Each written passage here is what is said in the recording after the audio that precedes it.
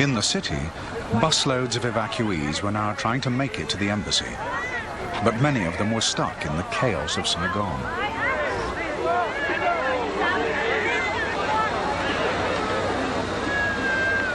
There were probably 25, 30, 40 people out there in the streets, you know, and trying to get on that bus. And at that point, it was sheer panic. Kids were being pushed through the windows, you know. I mean, it was absolute mayhem.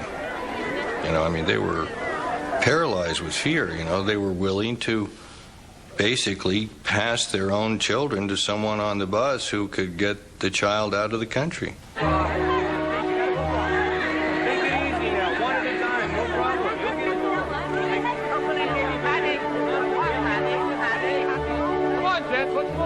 Trapped in the middle of the city, Moorfield decided to call the embassy to ask where he should go. One at a time.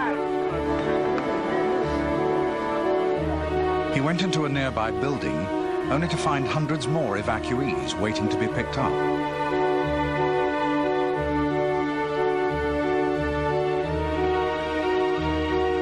What I found was, you know, several hundred people waiting in the courtyard who had been told that we were going to evacuate them, that we would help them, and they were there waiting. And as I walked in, everyone, you know, who was all seated down, looked up at me, you know, somewhat expectantly, and then, you know, I had to walk through them. I think they became aware that I was not looking like I was there to help them.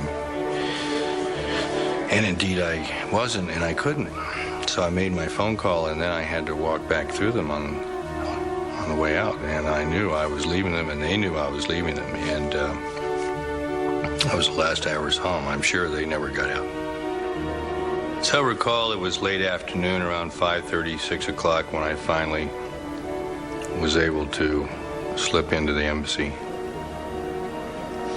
I mean, there's a point at which everything just falls apart.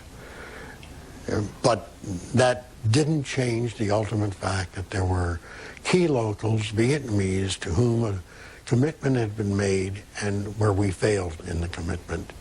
Had we moved earlier and started evacuating more of them sooner, we might have gotten more of them out.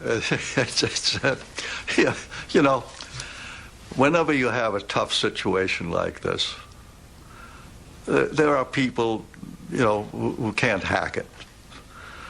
And this criticism, it's all too late, is a bunch of nonsense.